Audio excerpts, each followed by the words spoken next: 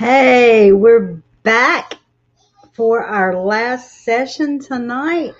How are y'all liking these hours? Do you like them better than the other one? I don't know why. I just kept messing with the camera because I'm crazy. Y'all like the later session? Y'all let me know if y'all like the later sessions. Last time we did earlier in the day, trying to see which one works best for mamas. So let me know. So we are talking about what do we do when life happens. Okay, so we all know life happens. And what am I talking about life? I'm talking about things that really cause bumps, like having a baby with a difficult pregnancy. I've done that with many times. Most of my pregnancies, I was on bed rest. And so I hate when my chin is like looking weird, this stuff. But and when you're moving, when let's say something serious happens, your husband lose your job, you lose your job. Those serious things, someone has cancer, there's an illness, there's a chronic illness, the things that it causes life to be harder. So we've done this one before. We called it homeschooling in chaos, and it was a really good one with Kimberly Knowles. I will actually, I'm starting. Okay, now y'all remember that there's lifetime access you can buy, and it has extras. I already have things loaded in there, and I have extra workshops. There's going to be 2 for today. 8 p.m. is perfect. Good. If it looks like it's that way for everybody, eventually I'll just move them all into the evening. I'll just slam them up together. That'll be fun. Okay, so anyways, okay, doing in chaos. This could be anything from something really bad like cancer or illness or chronic illness, or it can be something good like a baby, moving, things that are happy. So what do you do in those times where life is just happening and it's going crazy, you don't know what to do? So okay, and pandemics, that could be homeschooling in chaos right there, that too. So the first thing you need to realize is school is probably not going to look normal, and that's okay.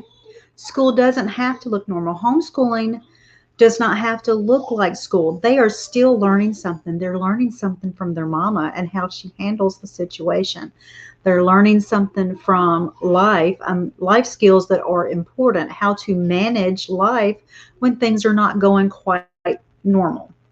So that's okay. We can take a deep breath. We can relax and know that it's going to be okay. So anyway, so what are some things we can, y'all know I get nervous and start talking faster, right?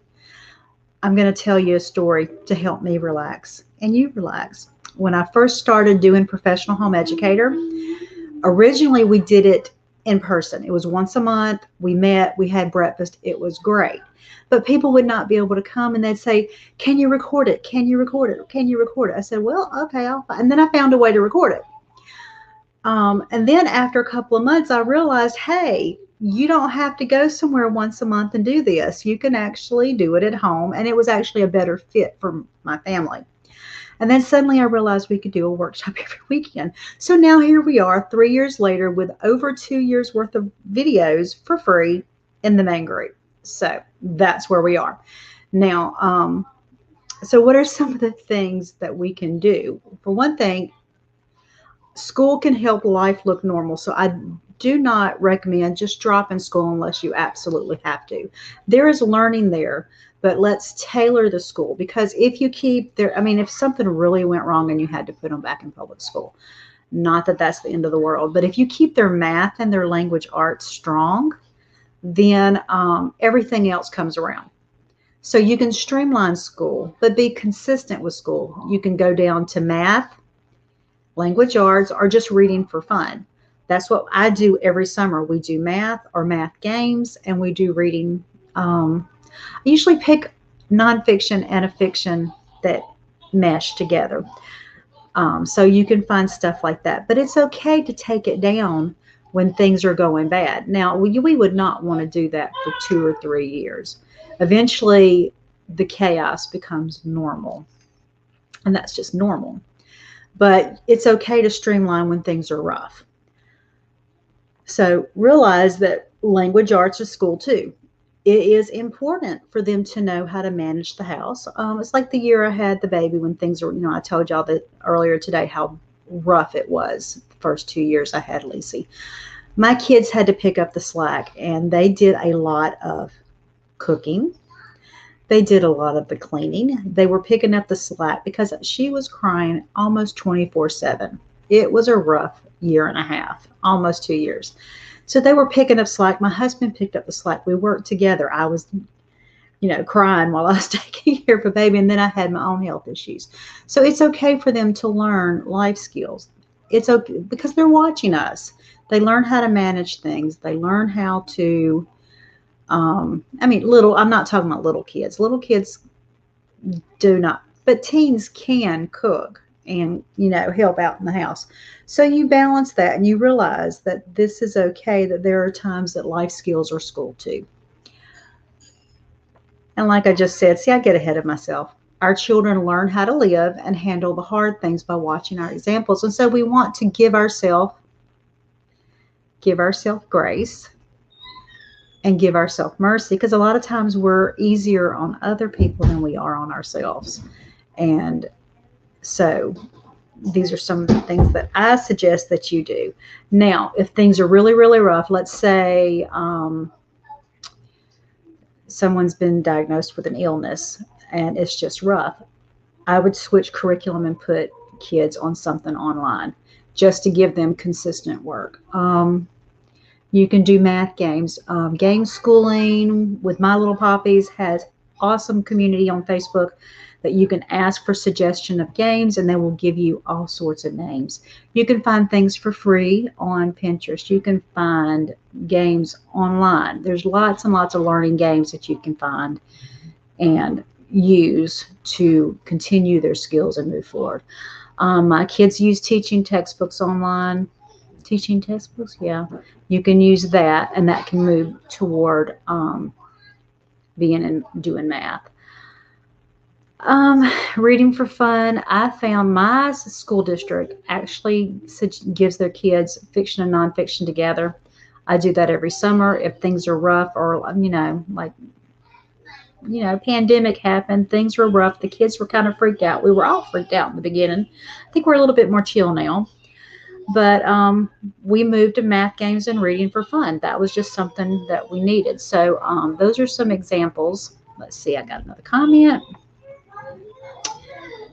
There, I see y'all. Hey, Jessica, I can see your name. So anyway, these are the things that you can do to give, and I'm telling you, give yourself grace because things happen. And the whole point, like my whole point with my children is to raise happy, healthy, well-adjusted adults who get along with the world and who love God like their mama does. And the thing is when I look at the math may not always get done, but if I can look at them and say that they've hit what I wanted for them, then I've done a good job. Now, I'm not saying that this is your regular. I still want them to take, I still want them to take the ACT and really get it good, because it's like it justifies my homeschooling.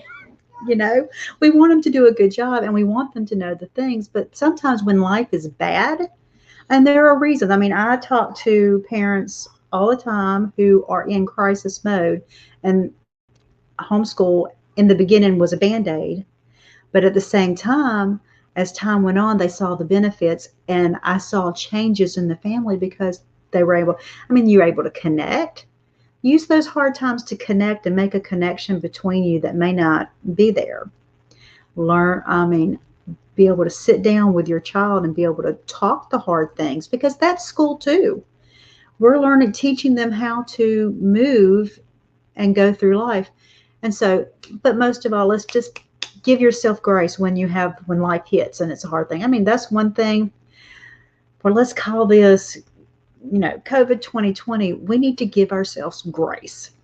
This is something none of us have dealt with. My grandparents didn't live in the Spanish flu. They were not even alive. Not that I know of. I don't think they're that old. really? I'm not like, I'm not a history buff, okay? But the thing is they had not lived through that, so they didn't know how to live. And we are learning how to live with whatever this is and however long it is. And that's okay. We can give ourselves grace, we can give our children grace, and we can move forward and have confidence that we've done a good job. But anyway, that's, yeah, see, if y'all don't talk to me, I get short, okay? And I like short videos, but this is a little shorter than what I want. So I'm going to drink some water and just chill for a minute, and then I'm going to just talk. And what do y'all want to know while we're sitting here? I know you're watching. I see you. I actually don't see you. I just know you're watching. I don't see you, I promise. That's not the kind of camera I've got. I'm not that kind of person. But I see that you're watching. So tell me what you want to know. What do you have to talk about? Because I get fast, because I get nervous, and then I've covered everything I can think of because I'm not relaxed. Okay, no, I'm not that kind of person. No. I'm very glad I don't see you, but I can see you're watching. But I'm not saying what she's saying. You're going to have to find the video and, read the comments yourself. Okay. That's just, I'm telling you. But anyway, I find as a homeschool leader, it has been a crazy month. We have had people interested in homeschooling come out of the woodwork. And I have found it a challenge to stay on top of it. And as I love this time of year, I love questions. I love new homeschooling mamas. Love it. But it has been a different year. Okay, so how do you deal with the judgment of others because you homeschool? I'll be honest, I see less of that now than I did when I started. Homeschooling now is really becoming very mainstream. I mean, we have public school at home options, and now we have the distance learning options because, COVID. And I find that the stigma is not there like when I started. When I started, don't ever repeat this because I'd never want to hurt their feelings. My dad was concerned, and I would get a phone call every year where he would, not mean, he wasn't ever being mean. He was just concerned that the kids were missing things. But as time went on, he began to see that we were involved in a lot and they were missing nothing. And he was actually the one that kind of pushed me into more homeschool leadership than what I was doing. In my local area, I had been a cover school. And he was the one who convinced me to open it. I was not planning to. I'd been in leadership for years, but did not want to open one. So he wanted the kids to graduate at our church. He's a pastor. So no, I haven't had a lot. There's a lot less now. How would you deal with it? Just with grace. You just have to understand they don't get it, and they don't always have to. You don't always have to agree with everything, but if it's someone close to you, probably just being consistent and living and walking and doing it, it will begin to change, because that's what I saw with mine. And I think if you handle it gently and you're not arguing, all you can do is say, well, we're just going to agree to disagree, and let them see the benefits, and I think it'll begin to change. He struggles with being explosive, and I struggle with learning to let go of the plan when he's having a tough day. I know in my heart I need to make a new plan, but I get rigid on getting things done. That is hard. I would, if you're new, I would try to get to the bottom of why he's explosive. And and sometimes we have to learn yeah, I mean, that's a hard place to be. I would probably take a really deep breath and just learn to let go and find ways to connect, because it feels like if he's I mean, I'm assuming there's something behind it. You really want to work on being connecting. If he's my teen, I learned when my boy was a teen and when he was in high school that if I could find ways to laugh, yeah, high functioning, because Just think. Well, I mean, he's probably old enough to know that he's not functioning the way something. I mean, because I have ADD, and when I'm probably on the spectrum is what I am.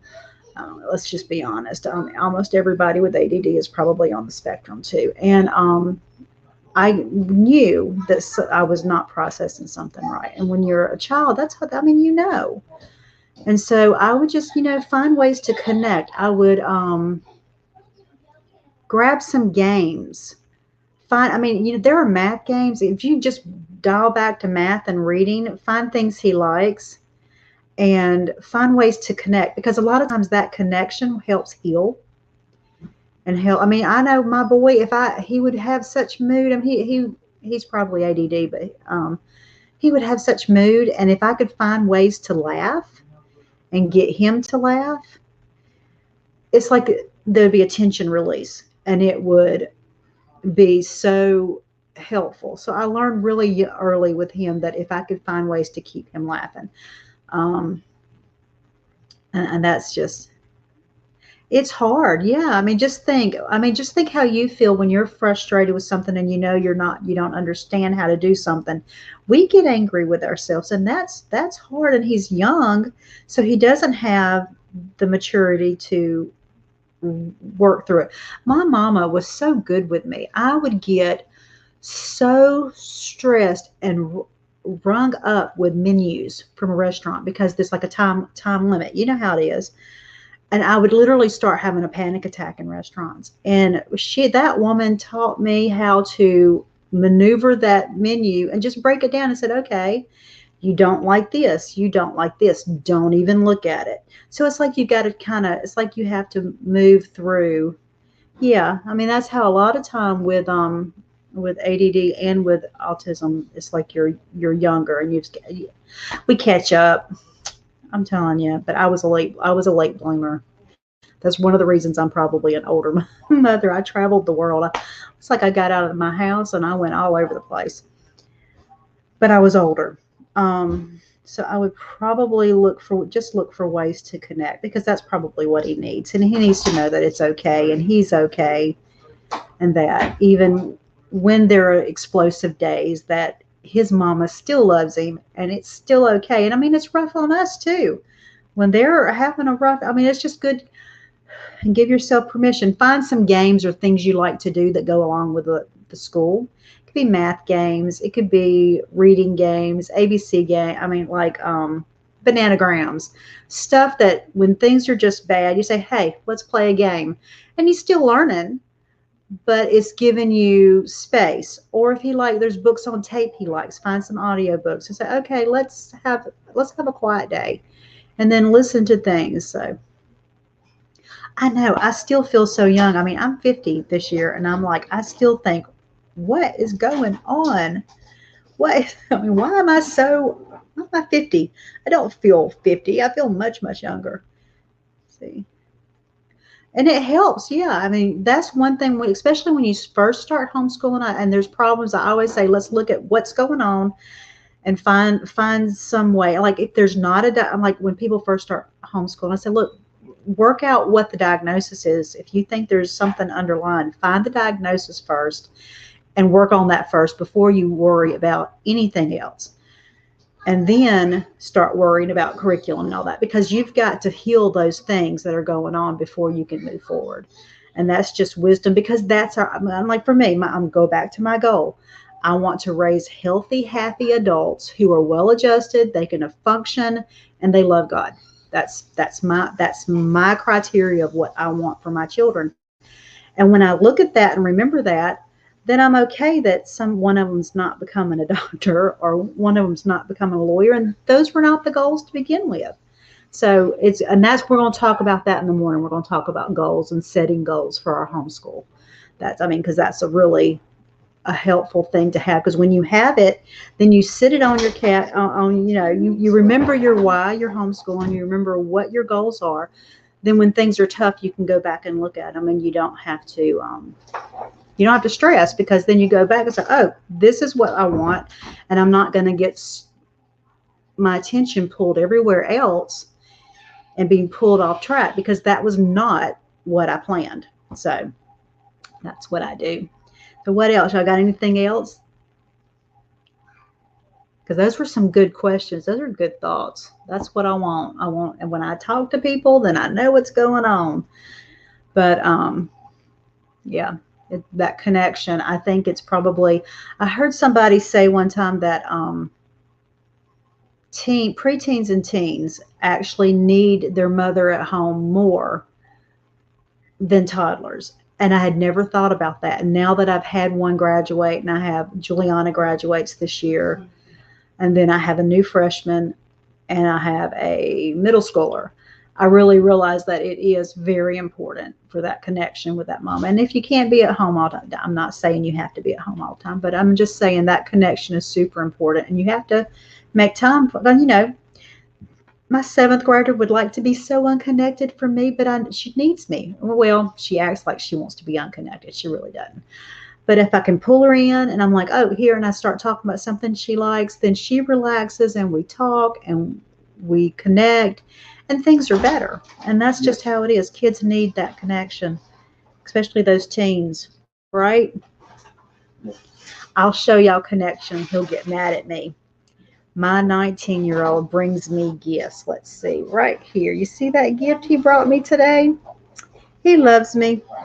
I don't know why he won't get on the video with me, but he won't.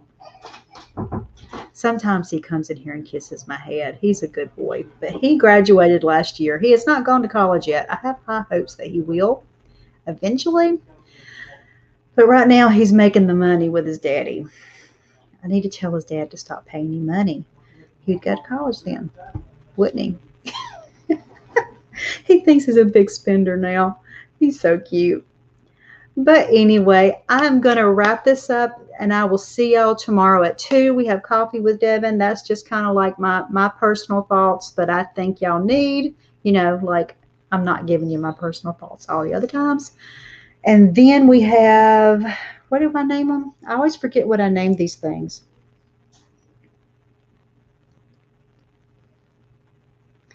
Let's see. Where did that go? I'm just looking. I'm looking. It's I know it's on setting your goal. Let's see. Where do you want to go? So we're talking about making a plan, what we want to go with our children, what our why, and why these are important to write down, have them up so you can see them, where you want to go. We'll even throw in some vision board stuff. We're going to have some fun with that one.